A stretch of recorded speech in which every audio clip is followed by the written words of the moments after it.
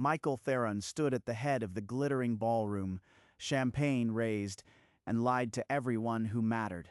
This empire, I built it with my own 2 hands. Every deal, every sacrifice, mine alone. In the crowd, his sister Margaret stood perfectly still, her champagne untouched, her smile unreadable. Some people are too soft for business. Isn't that right, Margaret? You preferred your books to real work. Margaret didn't flinch. She met his eyes with a calm that unsettled the room more than any outburst could. Here, enjoy the party. You'll never be able to throw one like it. She accepted the glass, her fingers steady. The champagne bubbled, but she didn't drink. Her eyes held a secret, a depth that Michael, drunk on applause, had never learned to read. Michael laughed with the men in tuxedos, certain the empire was his, certain Margaret was nothing. But across the room, Margaret watched him the way a bank watches a loan it knows will come due. Michael moved through the party like a man who believed his own toast, collecting praise and dismissing his sister without a second thought. Margaret. She's always had her nose in a book. Never understood the grind, the risk. That's why the business needed me. Margaret, just a few feet away, heard every sharp syllable.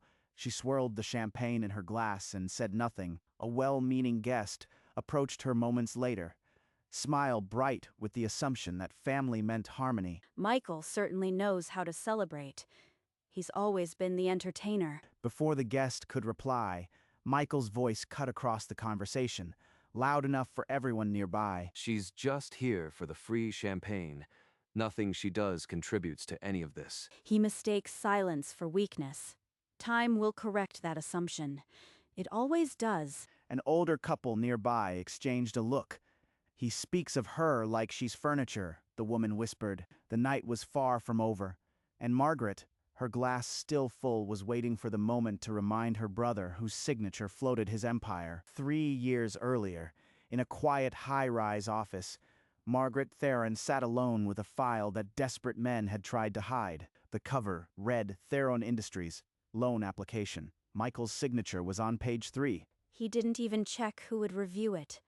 Arrogance makes men vulnerable. The numbers were a bleeding wound, a failing product line, cash reserves evaporating.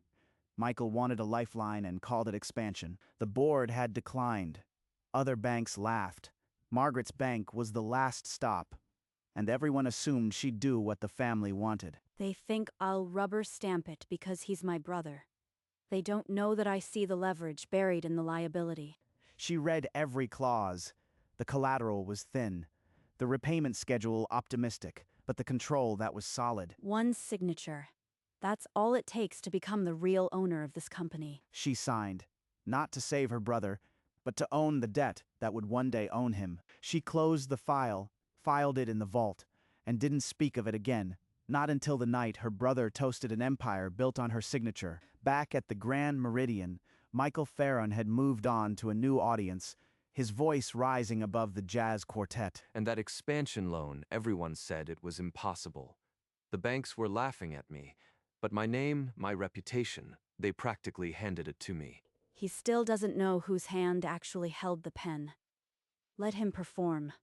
The curtain will fall soon enough. Across the room, CFO Alan Pruitt's phone buzzed with an urgency that made his fingers go cold. Pruitt! Wait, slow down. Say that again.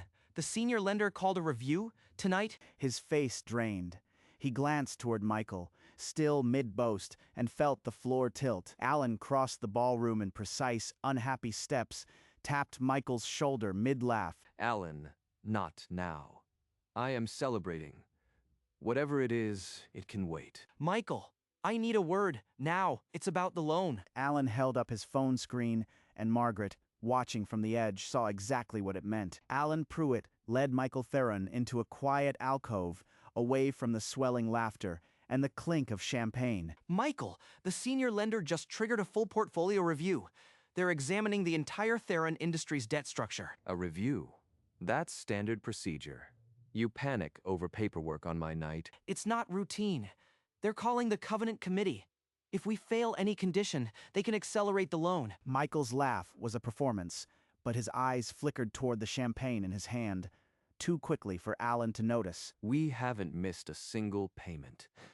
The numbers are strong. What could they possibly find? They're questioning the collateral valuations, the expansion projections, everything we used to secure the loan. For a single breath, the grand room seemed smaller. Michael set down his glass with a deliberate clink. Who tipped them off? This isn't random. Someone is moving pieces. But he swallowed the fear and straightened his jacket. He wouldn't let Alan see the crack. Not yet. Michael Theron stepped back into the chandelier glow, champagne glass rearmed, grin pasted like taxidermy. Professor Margaret, still grading papers in her head. Lighten up. Tonight is about winners. She watched his performance, saw the extra beat before his laugh, the tightness at the corners of his mouth. He's rattled, and he has no idea how much worse it's going to get. 3 years earlier, in Theron Industries' boardroom, Michael had made the same expression, only then it was aimed at her. Margaret, this is where real plans are made. You are better off with your charity trustees. Let the professionals handle business. Now, across the ballroom, Margaret tilted her head. The memory was fuel. He never saw the steel under the silk. He will tonight. Michael's gaze found her, and for a moment, the bluster left his eyes. She lifted her untouched champagne in a fractional salute, a promise he couldn't yet read. Alan Pruitt had slipped back into the corridor, phone crushed to his ear, his earlier composure gone. Yes, Crestworth Private Bank. The senior lender is demanding immediate access to the loan covenants. We have 24 hours. Michael Theron, 3 strides away, froze mid-sentence. The name Crestworth Private Bank sliced through the jazz notes like a razor. Crestworth. That's her bank, Margaret's bank. This isn't random. She's been in the middle of it all along. 2 years earlier, at Crestworth Private Bank's marble-lined atrium, Margaret had accepted the managing partner role with the same composed smile. I'll oversee the commercial lending division. Family-held enterprises are a particular interest of mine. Michael had toasted her promotion with a cheap bottle of champagne and a joke about playing banker. He'd never read the fine print on what she oversaw. Now, in the ballroom, Michael's gaze locked onto his sister, and the past 3 years rewired themselves into a single, damning constellation. She approved the loan. She's the one calling the review. And I handed her the stage tonight. He gripped the back of a chair, knuckles white. The empire he'd boasted about ran on credit his sister had signed, and she'd never needed to raise her voice to remind him. Michael Theron seized Alan Pruitt's arm and pulled him out of earshot into the shadowed corridor beside the kitchen. Alan, the senior lender. Give me the name. I know it's Crestworth. Who signed the review? Margaret Theron. She's the managing partner. She underwrote the debt personally. It's her signature on the covenant. Michael's world inverted. The champagne in his bloodstream turned to ice. 3 years. She's owned me for 3 years, and I celebrated my own cage. Alan Pruitt swallowed hard, looking anywhere but at the man who'd just been dismantled. The ballroom beyond the door laughed on, oblivious that the Emperor had just found his tailor. She's been waiting. Every insult, every dismissal. She banked them like interest. He thought of the toast, the condescending glass, and realized the trap had been set long before tonight. He stared at the screen, at his sister's signature on the covenant. The review meeting she demanded was now inevitable. Michael replayed his toast, every word now a self-indictment. The speech he delivered like a coronation was a confession of ignorance. She let me believe it was my empire. She let me humiliate myself on a stage she built. He remembered her calm when he'd handed her the champagne, the slight smile that had seemed weak, but was really the patience of someone who held the deed. I thought she was too soft for business. She was just waiting, letting me dig my own grave. Across the room, Margaret now chatted with a guest, her laughter easy, her posture that of a woman who needed no permission. Look at her. Every quiet moment, every mild reply, she was playing chess while I was shouting checkers. The ballroom lights seemed harsher now, the laughter a mockery. Every clink of a glass felt like a countdown. There's no escape. She holds everything. Every asset, every contract, it all runs through her signature. His hand trembled, as he reached for a fresh champagne, then drew back. The drink wouldn't help what was coming. He knew he had to face her, but the words had not yet formed. The night was far from over. Michael crossed the ballroom, his steps no longer a performance, but a march toward the one person who could crush him. It was you, the entire time. The loan, the review, you orchestrated all of it. I approved that loan 3 years ago, when no other bank would touch it. You thanked me then and forgot. I didn't. The party around them froze, champagne midair, laughter caught in throats. Guests exchanged whispers, the name Crestworth passing like a shiver. She's been waiting for this moment. Every quiet smile was holding the key to my cage. The reversal was absolute. The man who had toasted his genius now stood exposed as a tenant in a house his sister financed. You've always underestimated what I am capable of, Michael. Tonight, you'll learn. She hadn't even raised her voice, and the room was already hers. Margaret's voice became the only sound in the room, each syllable landing with the weight of a vault door swinging open. The collateral you listed, the factory floors, the patents, the distribution routes. Every asset was vetted by my bank. Everyone is tied to my signature. Michael's throat constricted as she laid out the architecture of his captivity, each asset listed like a chain link snapping shut. I am not foreclosing, Michael. I am restructuring. The empire you toasted tonight runs on credit I approved, and now I am calling the terms. She's not destroying me. She's remodeling the cage and calling it a renovation. The guests stood frozen, champagne flutes suspended, as Margaret patiently explained the covenants her brother had signed without reading. You never read the acceleration clause, did you? A single missed payment, a single covenant breach, and I can call every cent immediately. And your last quarterly report, it had a breach. Alan Pruitt, standing near the kitchen door, went white. He knew exactly which report she meant. She's not just the lender. She's the judge, the jury, and the executioner.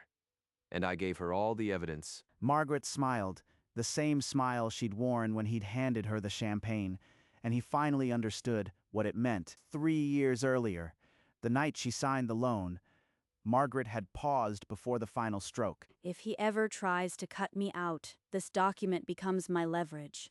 It's not charity. She signed her name with the weight of a woman who knew the future would come calling. The ink glistened under the lamp, a quiet trigger she'd pull years later. I knew the day would come when you'd try to erase me. I made sure the covenants were ironclad. Her voice was terrifyingly calm. Each word a quietly dropped guillotine. I structured the deal so any attempt to push me out would trigger a review. You handed me the trigger tonight. She planned this from the start. Every insult I threw, she banked as compound interest. Michael's face became a mask of dawning comprehension. The room around him a blur of champagne and silent judgments, and Margaret's smile was the same quiet, inexorable curve she'd worn at the signing table 3 years ago. Michael's chest rose with one last surge of denial. He jabbed a finger at his own chest, his voice cracking through the silent ballroom. I am the CEO. I built this company. My name is on the door, not yours. And I am the bank that owns your debt. Every asset, every payroll, every square foot, it all answers to my signature. Now you answer to me. A collective intake of breath swept the room.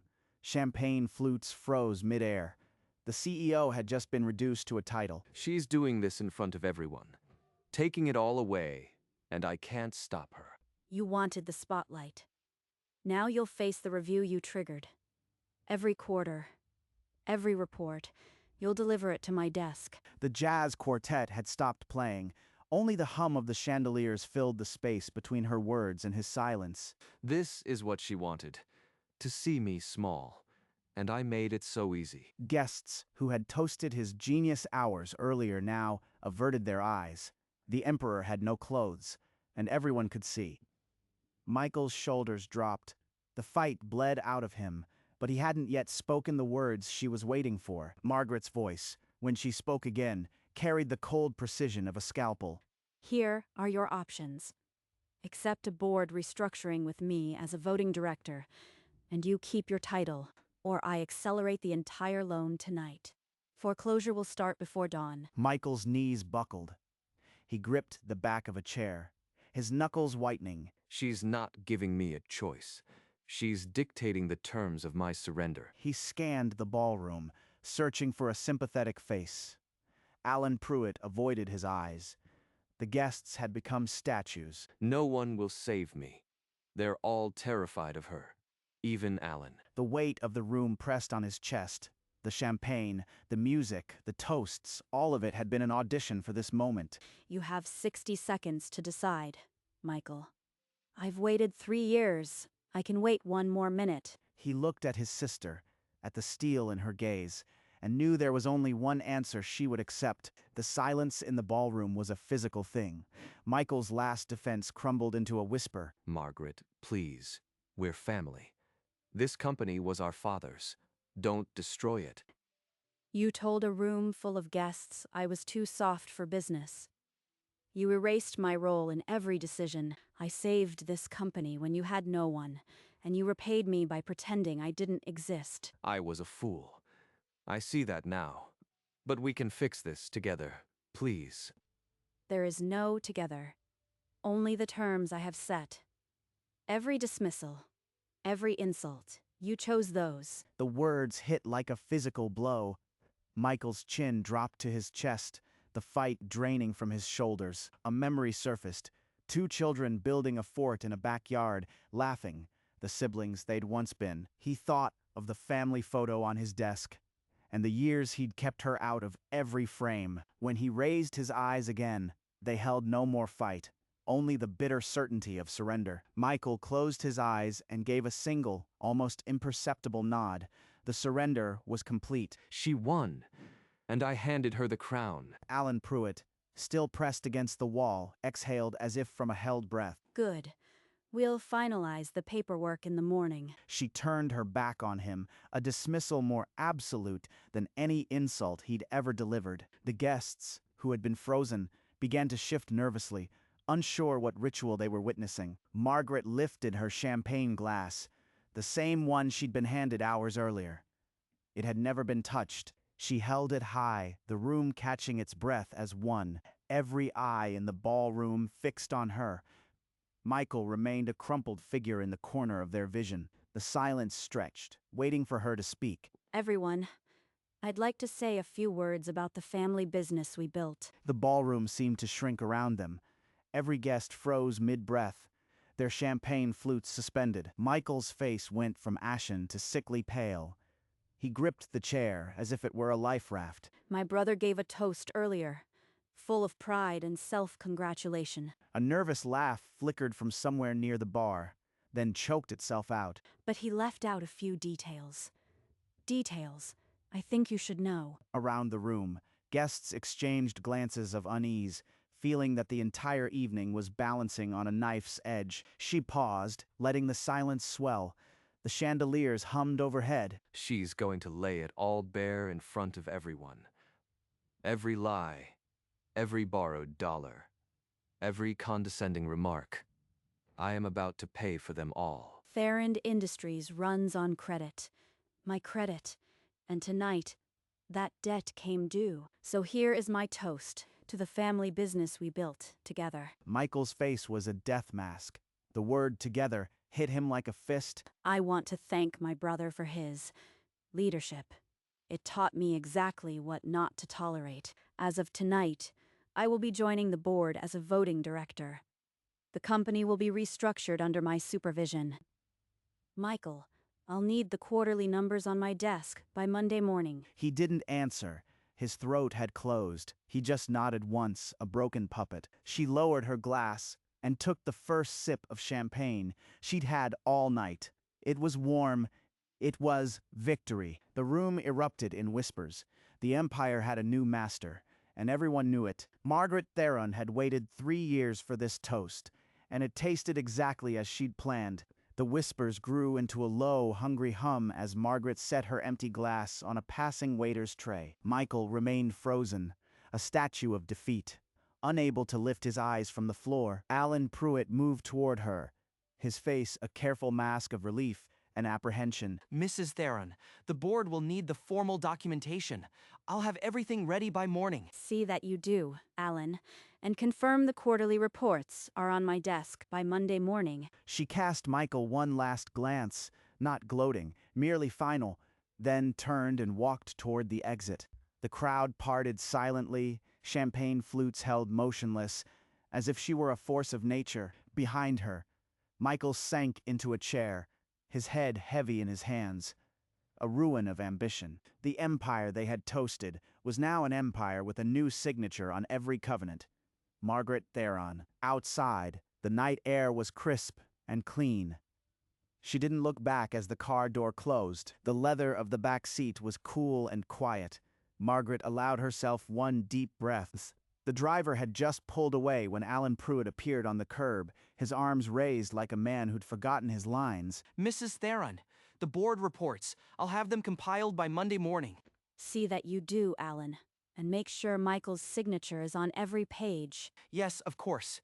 The restructuring documents will be drafted by the legal team tonight. Good. I'll expect them. The car pulled smoothly into the city traffic. Alan stood alone on the sidewalk, his silhouette shrinking in the rearview mirror. Through the tinted glass, streetlights swept across Margaret's face. Her expression was tranquil, deliberate. She reached into her purse and withdrew a business card, the one she'd ordered the week she signed the loan. Crestworth Private Bank. Margaret Theron, managing partner. She turned it over once, then slipped it back. The ink was dry. The terms were set. The Grand Meridian Ballroom was silent now. Chairs sat askew, napkins strewn like surrender flags. Only one figure remained. Michael Theron hadn't moved since she left. His tuxedo was rumpled, his eyes fixed on a jagged line of spilled champagne. An overturned bottle dripped its last gold onto the linen. Beside it lay a small white card. He picked it up with trembling fingers. Crestworth Private Bank. Margaret Theron, managing partner. She left this on purpose. The one card she didn't need to play, but she wanted me to hold it. He turned it over. Blank. The message was already received. Everything I said tonight, every boast, every lie, she let me say it knowing she owned the room the whole time. The champagne was warm and flat. The music was a memory. The empire was conditional. Monday morning, quarterly numbers. She's already won. I am just the keeper of her books. He sat alone in the cavernous ballroom. The business card, a paper tombstone for the man he'd pretended to be. 40 floors above the city, in a corner office where the sun was just beginning to climb, Margaret Theron stood at the window. On her desk, atop a polished mahogany surface, lay a bound report. Theron Industries Q3. Her brother's signature was on page 2. She lifted a cup of black coffee and took a slow, deliberate sip. The heat was steady, like her patience. He never realized that the company he was so proud of was built on my signature from the beginning. She opened the report and scanned the columns. Revenue was up. Debt service was current. The numbers told the truth she'd always known. Through the floor to ceiling glass, the waking city stretched endless and indifferent. What happened last night was already old news. She set down the coffee and reached for a pen. There was one more document to sign, the board restructuring that would make her control official. This isn't revenge, it's correction. She signed her name with the same calm finality she'd used 3 years ago, then closed the file. The ink dried. The sun climbed. Margaret Theron's quiet smile held the certainty of someone who had never needed to raise her voice.